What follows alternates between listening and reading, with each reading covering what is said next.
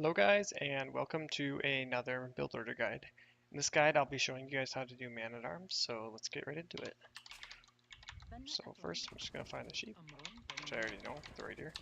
Anyways, the man-at-arms is a build where it basically gives you very early feudal pressure and map control, so it's a great build to use when you have a lot of forward resources. So if you have a lot of forward golds, man-at-arms is really good because it offers you like basically the strongest feudal unit, early feudal, and yeah, so if you ever have a forward, like a really, if you ever have a map where a lot of your resources are forward, it can be a good alternative to forwarding.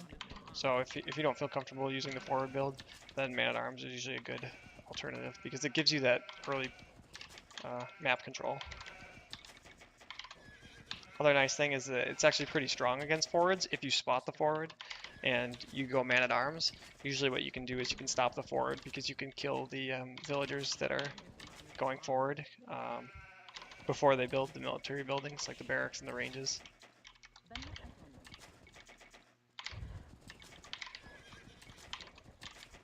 I'd probably say that this is one of the last builds you should probably learn, although you can probably learn it whenever. It's pretty overpowered. This build's actually really good against lower level players, and it's a strong build overall. So I think it's probably one of my favorite builds. I prefer to use this build probably more often than I prefer to use scouts, but scouts is really good as well in certain situations. So, anyways, if you've seen the other vids, you know how they start. They start with 6 on sheep and 4 on wood. So same here. Just make sure we have good sheep micro. Just checking the sheep, making sure. Micro, gonna go get the boar. Transition between sheep. Really nice. This is such a kind of a cool looking map. It's like so flat, and I like it. I like maps when they're flat like this. They're so visually appealing. Like, I don't know. Maybe that's a weird thing to say, but I just really like flat maps. Like, they're just so nice. Look how flat this is right here. It's so nice. Like, I don't have to combine with a grid mod. I can like see everything. You know, it's just beautiful. So yeah. Alright, so after we get the 4 on wood and the 6 on sheep, we're going to go to berries. So we're going to put 4 on berries. Make sure you build the house before though. So.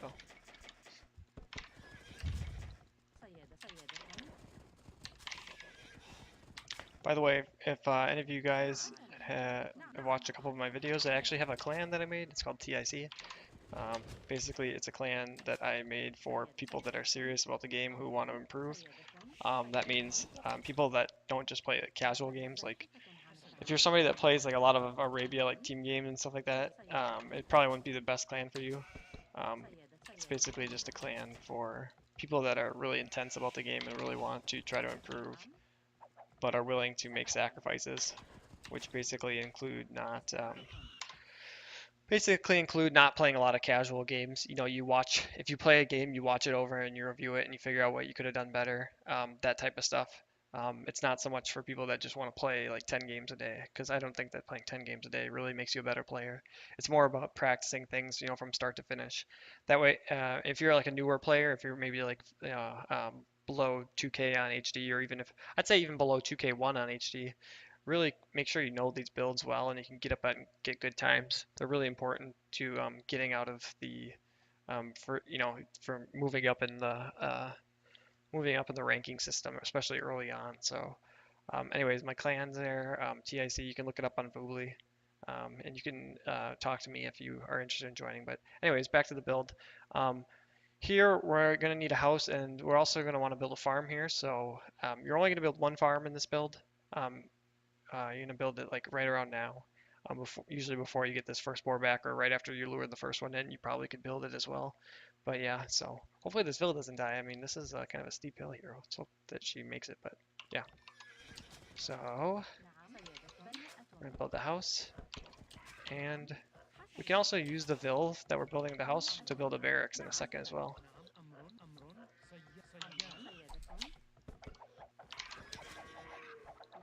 Which was the boar got. Okay, so that was a really good lure. And then the rest of the vills are actually going to go to the boar as well, or at least on food underneath the TC.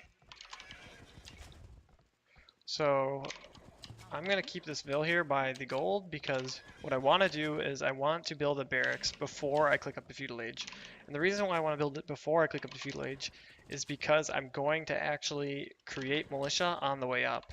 And what'll happen is if I don't build it before I get to feudal age and I start to build it like after I click up, then I won't be able to make the militia or as many militia.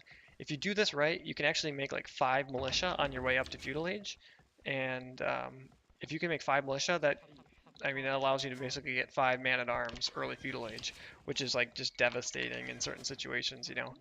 Like if they get up later, if they go up on like 23 or 24, and you get up with on 22 and you have 5 militia, I mean that is just like crushing. So yeah. All right. So after we have gotten up, what we're going to do is it just depends on the build. This is right actually where you have to stop and decide what you're going to do.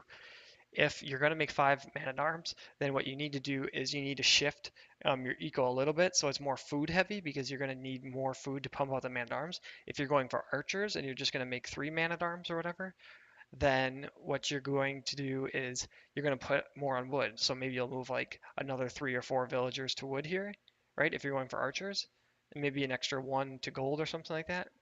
Um, in this situation, I guess I'll just show the man-at-arms into archers because I'll show the man-at-arms into archers just because that's probably the most like conservative strategy to do, man-at-arms into archers or even man-at-arms into skirms. You really have to just do it based on what you scout. So if you scout your opponents going for scouts, then you want to go archers because you want to go archers or go man-at-arms. But you don't want to go skirms, obviously, because if you go skirms, then they're already countering you, right? So at this point, you got to kind of decide, do you know what they're doing? And if you don't, then maybe take a conservative thing. The conservative thing to do in this situation would be to go for archers if you didn't know what they were doing. Because if you go for archers, then, like, you know, you're usually in a good situation. If you go for skirms and they go scouts, well, then you're screwed. If you go for archers and they're going skirms, well, that's not good either, but at least you have the man-at-arms to counter the skirms, right? So yeah, so I'm gonna go for archers here. So what I'll do, I'm not gonna show like how far. I'm not gonna go into feudal age. Once I get to feudal age, I'm still gonna GB and go back. But I'm gonna show you like what I would do if I was going for archers in this situation, just so you have an idea. So here I need more on gold, so I'd send 4 on gold, and then maybe I would chuck like 3 more there, maybe another one there. By the way, you want to queue up the villagers. You need still a few on food here because you need a few on food for the man-at-arm upgrade and the wood upgrade. So here, this is a computer, so we don't actually know anything.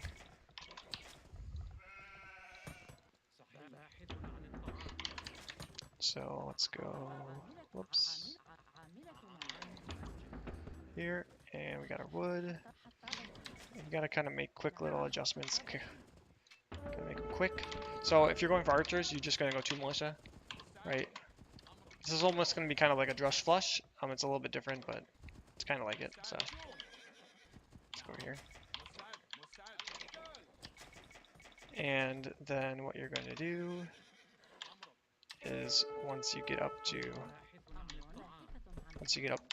feudal age, if you've watched the archer build, it's kind of like that now. It's like you're basically gonna get the man-at-arm upgrade, you're gonna get the wood upgrade when you have the resources, right?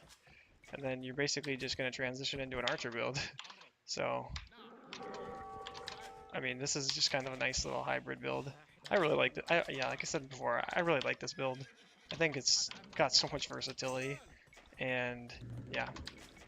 Alright, so the gold should be fine for now. We're a little bit short on wood because I don't think this... I mean, it was supposed to basically happen, but we are a little bit short on wood, so we need to pick it up a little bit. We can just put these guys as stragglers, and we'll build a house. And yeah.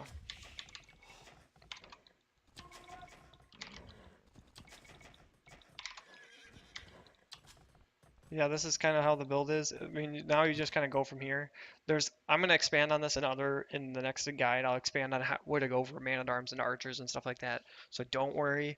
I'm gonna go farther into these games in another guide, but for this video, I just wanted to show you how to do the man at arms. And in the description, I'm gonna put like it's gonna be a rough build order, right? It's not gonna be set in stone, right? Again, the the time when you deviate from the build is basically once you click the feudal age. That's when you really have to decide what you're going to do. So I can't really give you like a solid build order to go into. For the man at arms, it's basically you want to get the you want to get the villagers on wood early so you can get the barracks up at a decent time. You build the farm, you do the food eco, and then you build the barracks before you click the feudal age. That way you have time to build the 3 militia and then get the man at arms upgrade.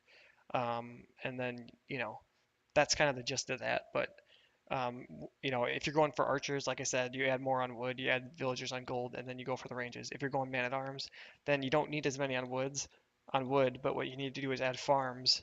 That way you can get the food eco for more man at arms, and then you don't add the ranges until a lot later, if at all. So um, it's a really the build offers a lot of variation. There's a lot of different variations of the build, so um, uh, yeah, but so yeah, that was the Man at Arm build, and if I know this build is one of those that you have to pretty much watch the extension video, so I'm not gonna get them out for a little while, but if you stay tuned to the channel, I mean maybe if you're just finding these videos, a couple months or years after I made them, then you'll be fine. They should be up on my channel, but if you're just one of the first viewers, then you might have to wait a while. But anyways.